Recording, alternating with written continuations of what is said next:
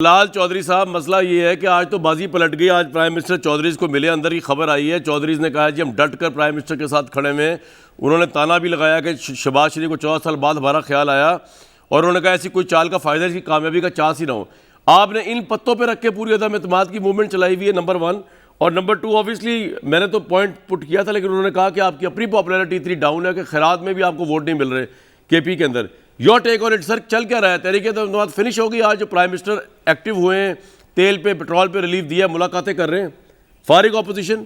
अगर ऑपोजिशन फारिग हो गई होती, अगर कोई उसका प्रेशर ना होता, तो खान साहब की बुखलाहट और खान साहब दर जो दर बदर हैं, और खान साहब कहते हैं हमारी तो फितरत में है कि हम चौधरियों के साथ हैं, हमारी फितरत में है MQM के साथ है, हमारी फितरत है कि हम आज़ाद और बाप के साथ है। और आपकी फितरत हमने बदली है। आपकी फितरत तो आपकी गर्दन में सरिया था, आपको लगता था कि मैं लाडला हूं, मैं लाया गया हूं, मैं वो लेकर आए हैं जो मैं जा नहीं सकता।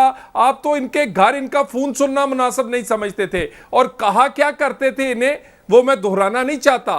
तो बात ये है कि आपकी फितरत डाकू कहते थे, दोहराने की क्या बात है?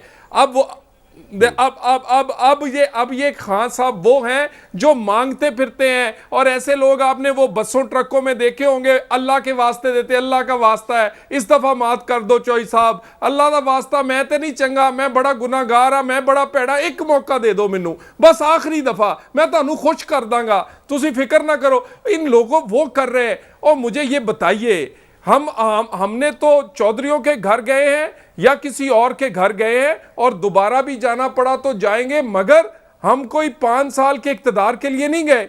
हम तो इस काम के लिए गए थे कि इस हुकूमत को चलता करने के बाद एक नया इलेक्शन हो। हम पाकिस्तान में एक मिनिमम एजेंडे पर तमाम माइनस PTI एक कंसेंसस पैदा करना चाहते थे, क्योंकि ये लेकिन तलाल साहब वो कामयाब नहीं हुआ ना सर। बात ये, तलाल भाई बात सुने ना, वो कामयाब नहीं हुआ ना। चाहे आपके आपस के डिफरेंस है, आपके चौधरी आपके साथ नहीं है, पीपल्स पार्टी और आपका डेडलॉक है कि वो चाहते हैं पार्लियामेंट पूरे करे अपना सेशन जो है 2023 तक, आप कहते हैं फौरी इलेक्शन हो। इस पॉइंट पे आपकी तहरीक अदम रुक गई है। नहीं, देखिए मेरी गुजारिश ये है, ये आप ना कहें कि अब कामयाब नहीं हुआ, ये बड़ा कबलस वक्त है ये कहना। और ये भी मैं आपको बता दूं कि कैलकुलेशन और बाकी plan A, B, C different बनते हैं। सिर्फ ये नहीं है कि कोई एक साथ नहीं होगा तो ये काम नहीं हो सकता कोई। मसला ये है, पाकिस्तान की 2 बड़ी पार्टियां और पाकिस्तान PDM 3 बड़ी पार्टियों ने जो प्लान बनाया है, इंशाल्लाह ताला हम प्लान A, B, सर ये इत्तेहादियों वाला प्लान तो फारिग हो गया ना तलाल भाई। इत्तेहादियों वाला प्लान तो आज चौधरी ने कहा डट के प्राइम मिनिस्टर के साथ खड़े हैं।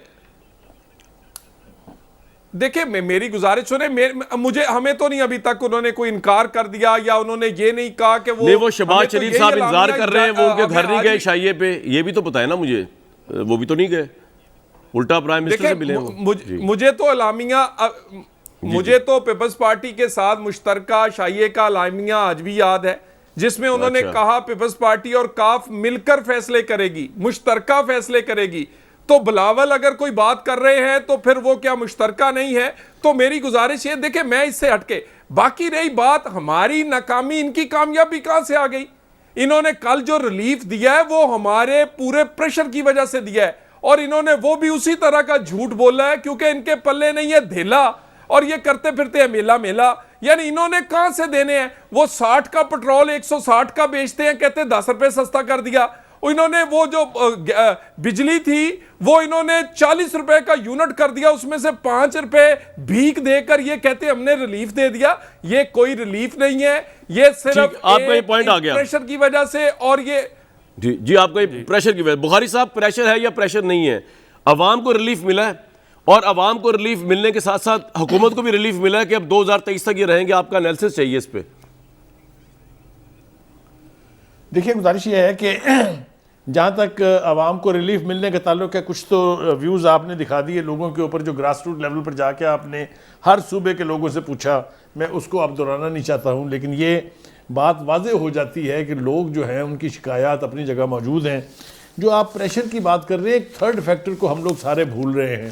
मेरे ख्याल से नून लीग की इस वक्त जो रिलायंस है और पीपल्स पार्टी की, वो अब एलाइज के ऊपर ज़्यादा नहीं है, वो फोकस कर रहे हैं जहांगीर तरीन के ग्रुप पर।